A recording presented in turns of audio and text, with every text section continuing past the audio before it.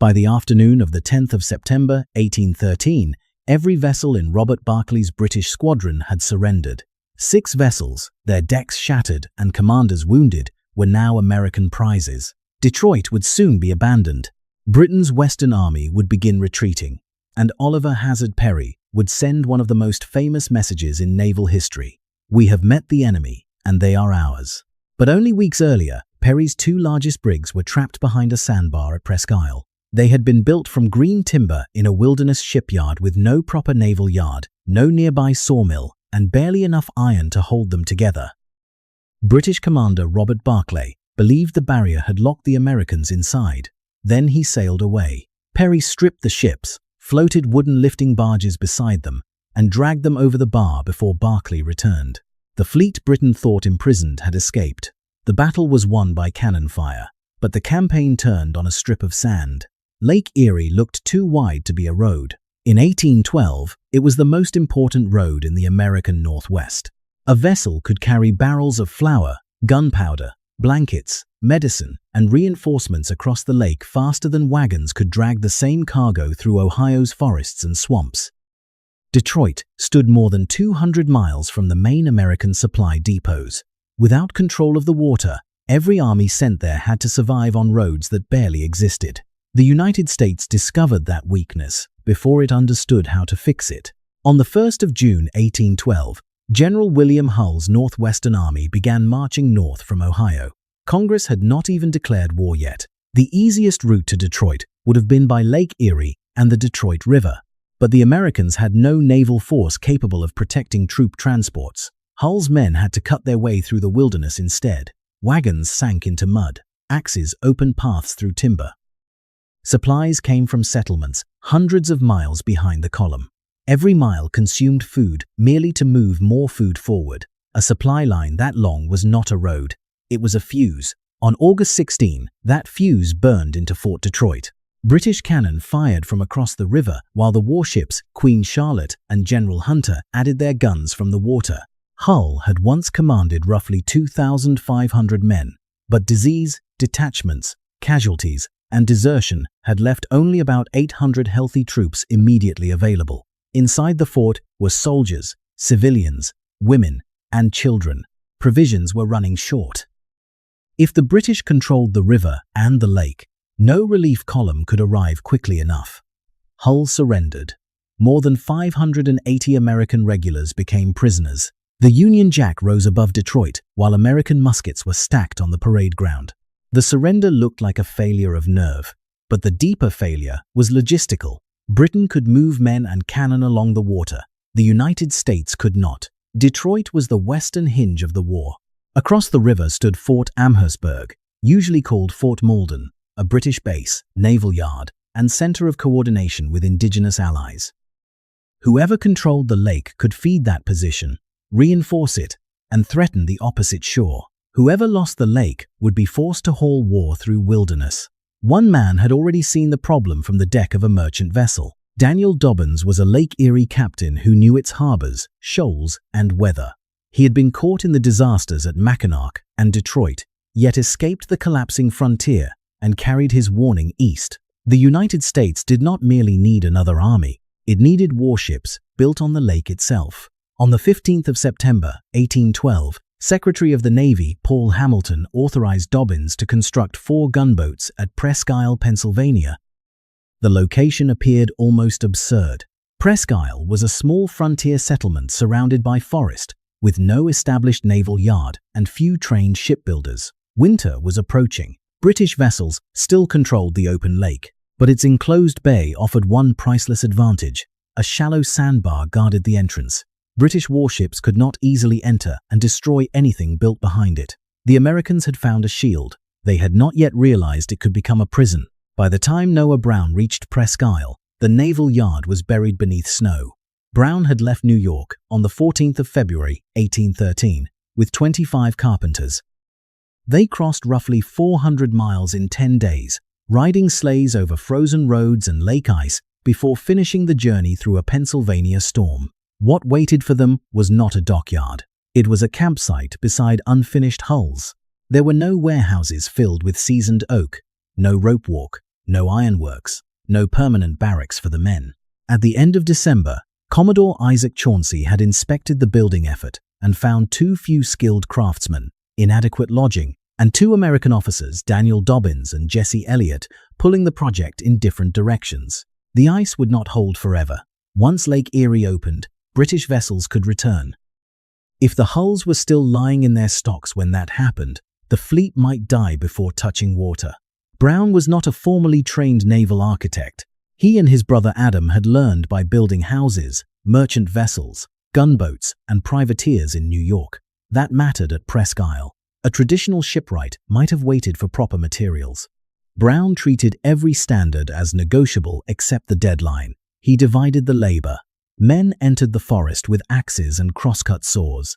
Others shaped frames with adzes, dragged timbers through snow, or bored holes for wooden fastenings. The shipyard had no nearby sawmill capable of feeding construction at naval speed, so much of the timber had to be cut, squared, and fitted by hand. Normally, hull timber should dry for months, often close to a year before becoming part of a warship. Brown used trees that had barely stopped living. Some accounts describe planks being fixed to a hull on the same day the tree was felled. The wood was not ready. The war was. By late April, more than 200 men were working around Presque Isle. Their problem was no longer only labor. Every finished frame created demand for something the forest could not provide: nails, spikes, anchors, rope, canvas, pitch, oakum, cannon, and powder. Brown's men scavenged. They bought iron wherever it could be found. From an abandoned schooner trapped in the ice, they recovered pork for the laborers and stripped rope and cable that could be picked apart for caulking. When the useful material was gone, they burned the hull and searched the ashes for iron fittings. Where oakum and pitch were insufficient, lead was forced into seams between green planks to keep lake water outside. Nothing about the process looked elegant. It looked desperate.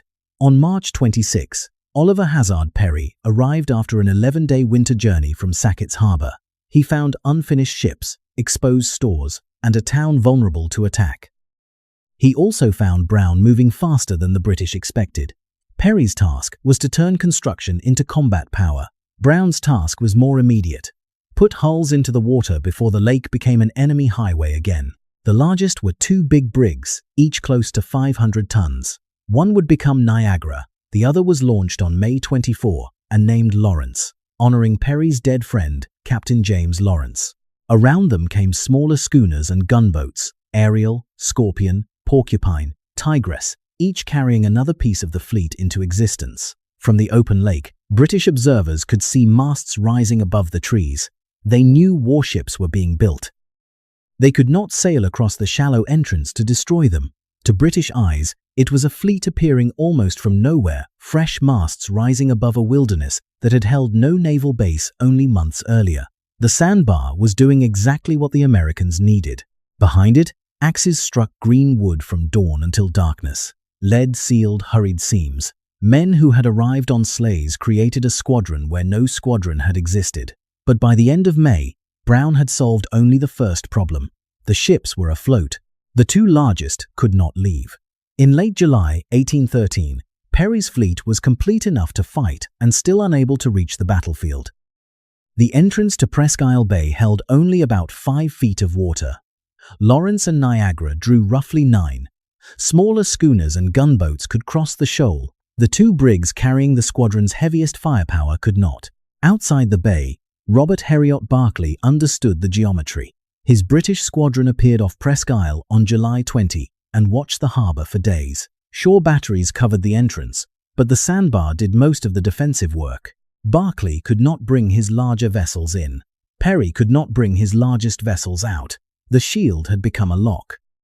Perry could lighten a brig by removing its cannon, ammunition, ballast, stores, boats, and parts of its rigging. But that created the moment Barclay needed.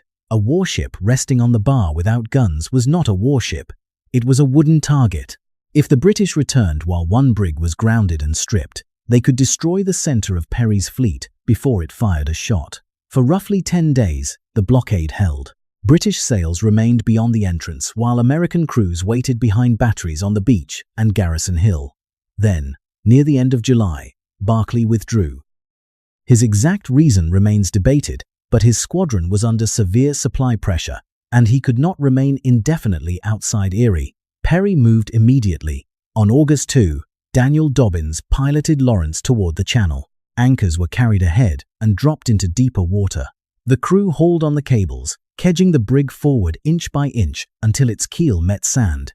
Then they began taking the ship apart. Carronades were rolled ashore. Shot, powder, water, provisions, spars, and ballast followed.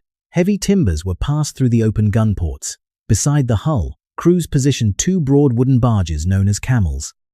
The camels were flooded until they settled low, lashed tightly against Lawrence, and connected to the timbers crossing the ship.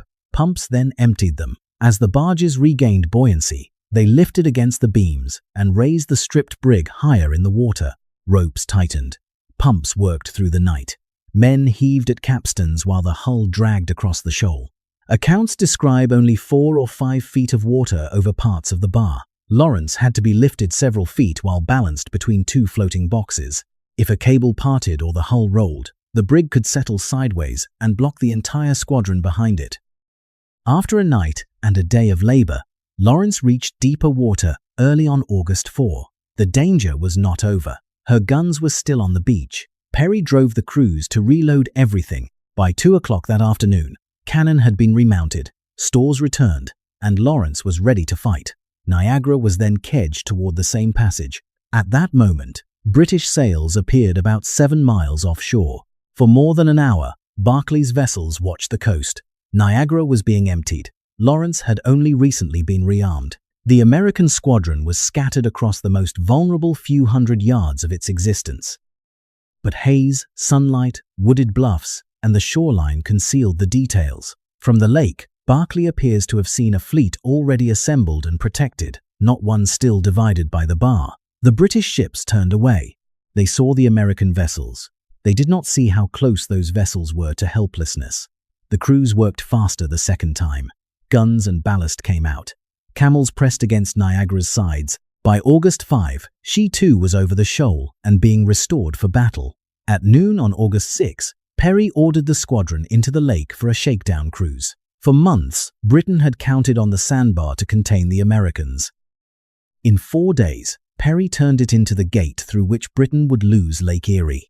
By the time Robert Barclay understood what had happened at Presque Isle, the shapes behind the sandbar were gone. For weeks, he had watched unfinished American brigs rise behind shallow water. They were dangerous, but contained. Now Lawrence and Niagara were outside the bay, armed, rigged, and moving west. From Barclay's deck, this was not merely a naval problem. It was a supply crisis with sails. The British position at Fort Malden depended on a chain stretching east toward Port Dover. Flour, salt meat, powder, clothing, replacement weapons, and reinforcements moved along Lake Erie before entering the Detroit River. Moving the same cargo overland through Upper Canada was slower, harder, and vulnerable to broken roads and exhausted animals. Perry did not need to capture Fort Malden immediately. He only had to stand between the fort and its food. On August 19, Perry met General William Henry Harrison and American Army officers in Sandusky Bay. The two services had different problems. Harrison had soldiers, but could not move safely across the lake. Perry had ships, but not enough trained men to fight them. Harrison offered volunteers. More than 100 infantrymen joined the squadron, while militia and landsmen filled other empty stations. Then Perry moved his base to Put-in Bay. The anchorage sat near the western end of Lake Erie, close enough to watch the approaches from the Detroit River and still protected from sudden storms. From there, American lookouts could see any British attempt to carry supplies toward Fort Malden. Every day Perry remained in position. British ration barrels grew lighter.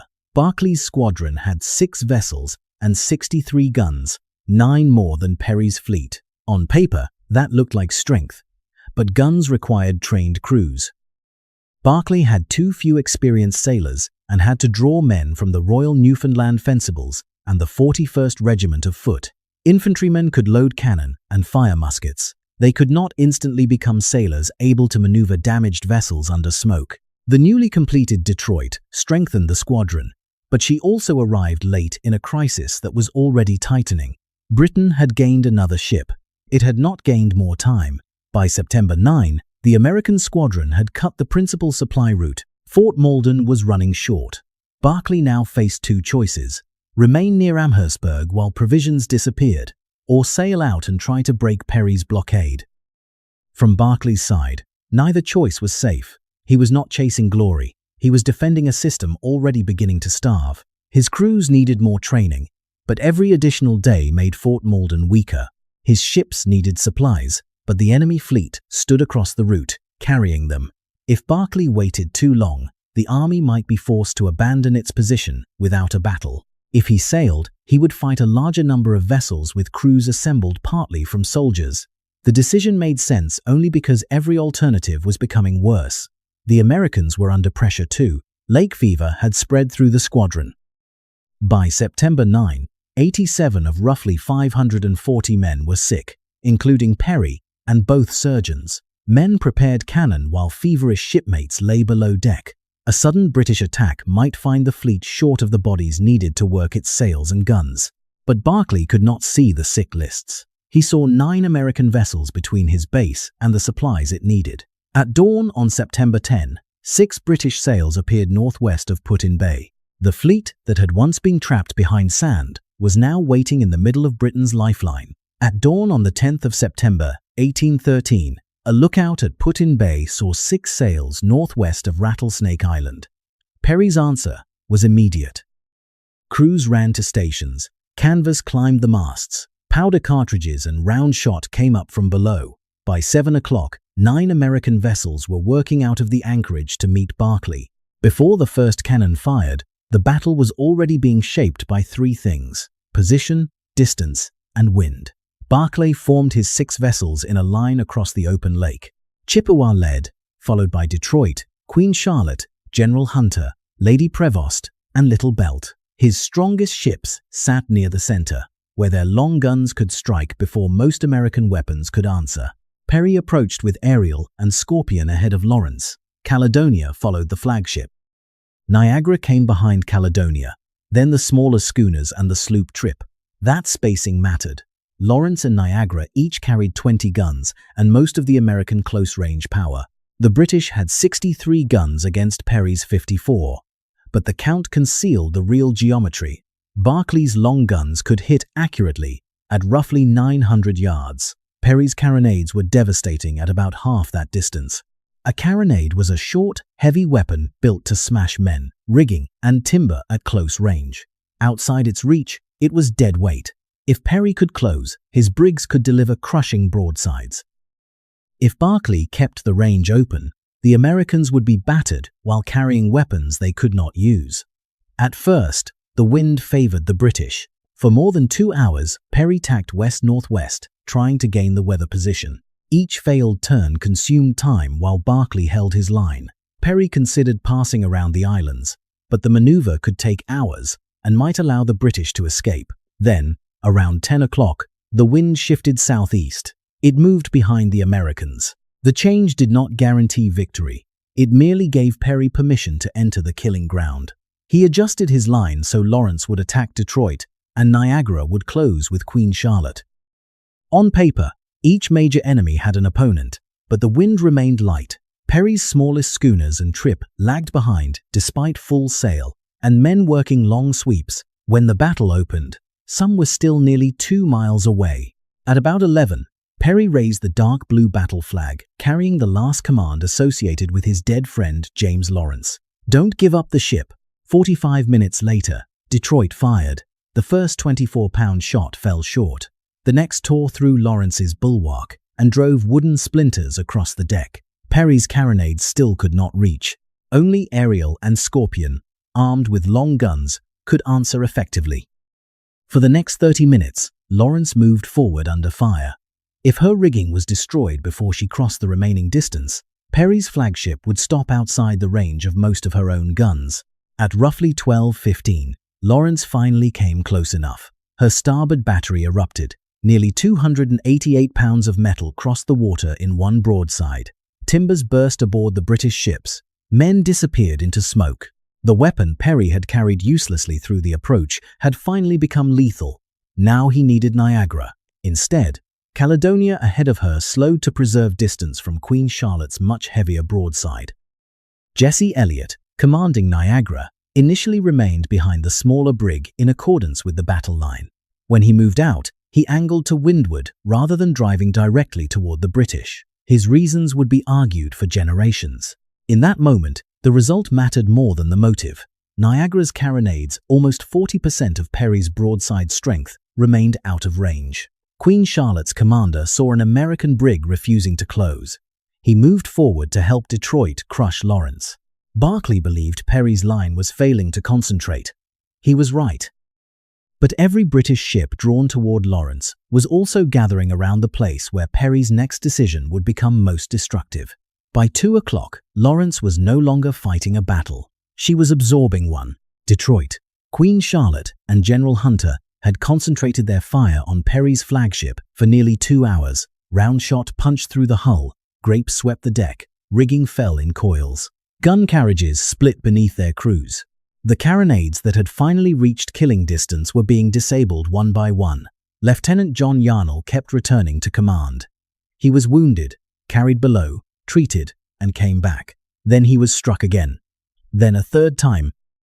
Each return placed him over a deck filling with splintered wood, broken tackle, and men waiting for a surgeon who could not reach everyone. By 2:30, every gun on Lawrence's starboard side was out of action. Roughly 4 of every 5 men aboard had been killed or wounded.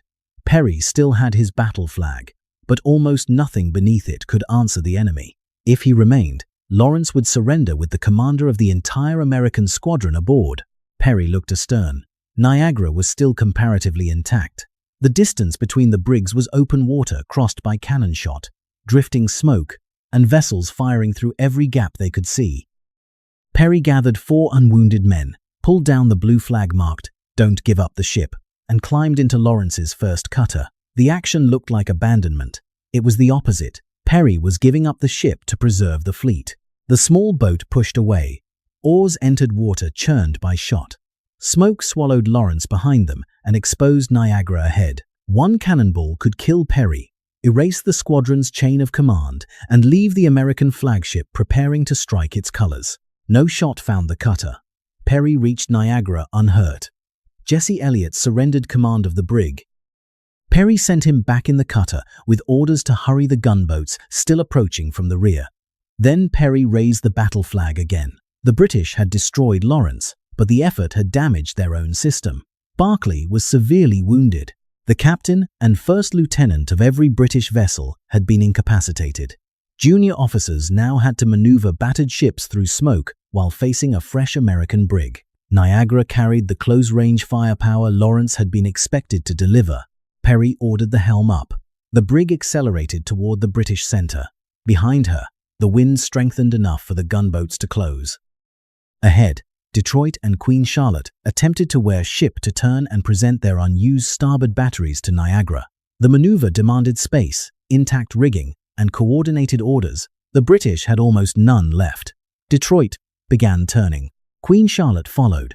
In the smoke, the 2 largest British vessels collided. Their rigging caught together, locking them across Perry's path. Barclay had concentrated his strongest ships around Lawrence. Now those ships had become one tangled target. Perry drove Niagara into the broken line. One broadside struck to port. The opposite battery opened to starboard. Carronades threw heavy shot across decks already crowded with wounded men and damaged equipment. Perry backed Niagara's maintop sail, checking her movement long enough to hold the brig inside the formation and keep firing from both sides. The gunboats arrived behind him and raked the British vessels through their sterns. Barclay's long-range advantage had vanished. His ships could no longer turn toward one threat without exposing themselves to another. A few minutes after 3 o'clock, the 4 largest British vessels began surrendering one after another. Chippewa and Little Belt tried to escape. Scorpion and Trippy pursued and captured them. The entire British squadron was now American. Lawrence had struck her colors after Perry left, but they were raised again once Barclay's squadron surrendered. The flagship Perry left was a wreck, yet its flag returned above an American victory. The engagement had lasted roughly 3 hours. American losses were 27 killed and 96 wounded. The British lost 40 killed and 94 wounded. Every British vessel in the battle had been taken. Near West Sister Island, crews began emergency repairs while wounded men from both sides were carried below. Perry found an old envelope, turned it over, and wrote in pencil to William Henry Harrison, "We have met the enemy, and they are ours." The sentence made Perry immortal. But the deeper reversal had already occurred. Barclay had destroyed the ship carrying Perry's flag. He had not destroyed the command, the second brig, or the smaller vessels closing behind it. The British thought Lawrence was the American fleet. Perry proved it was only the first weapon. The battle ended on Lake Erie, but its real consequences began on land. Perry's victory removed every British warship capable of contesting the Western Lake. Fort Malden still had walls, cannon, and troops. What it no longer had was a reliable road to food. The supply route Barclay had sailed to protect was gone. General William Henry Harrison now possessed what Hull had lacked in 1812, a protected water corridor. Perry's battered vessels were repaired quickly enough to become transports. Soldiers, horses, artillery, ammunition, and provisions could move across the same lake that had once isolated Detroit. The reversal was almost cruel in its simplicity. Britain had used Lake Erie to make distance work against the Americans. Perry made the same distance work against Britain. Henry Proctor could not hold Fort Malden without Barclay's squadron. British troops burned parts of the post and the Amherstburg Naval Yard, then withdrew east along the Thames River. On September 27, American forces reached Fort Malden and found the position abandoned. Detroit, lost through surrender 13 months earlier, returned to American control without another siege. Harrison did not stop there. Perry's ships carried the army forward. Then the pursuit continued overland. Wagons, exhausted soldiers, indigenous families, British regulars, and militia moved along the Thames in a retreat that became increasingly disordered. Proctor needed distance. Harrison needed only to prevent him from rebuilding the system that Lake Erie had destroyed. On the 5th of October, 1813, the Americans caught the retreating force near Moraviantown. At the Battle of the Thames, Harrison's army defeated the British and their indigenous allies. Tecumseh was killed. His death accelerated the fracture of the indigenous confederacy he had struggled to preserve, while the defeat crippled Britain's position in the Old Northwest for the remainder of the war. Lake Erie had not won that battle alone. It had made the pursuit possible. That distinction matters. Perry's triumph was tactical. 6 enemy vessels captured. It was operational. The Americans controlled the lake, and it was strategic. The British could no longer sustain the position their fleet had been built to protect. Robert Barclay survived his wounds and faced the court-martial required after losing his squadron. The court acquitted him honorably and praised the courage of his officers and men. Yet, the defeat stalled his career. He had fought because every alternative had disappeared, then paid for the collapse of a system already starving behind him. Perry became the hero. The cutter crossing, the blue flag, and the penciled message became legend. But the quieter image came first.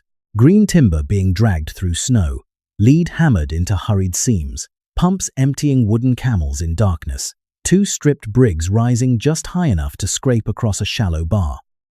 Weeks later, those same ships carried an army back toward Detroit.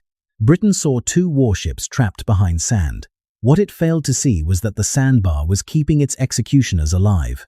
Subscribe for more hidden turning points where overlooked objects changed the fate of a war.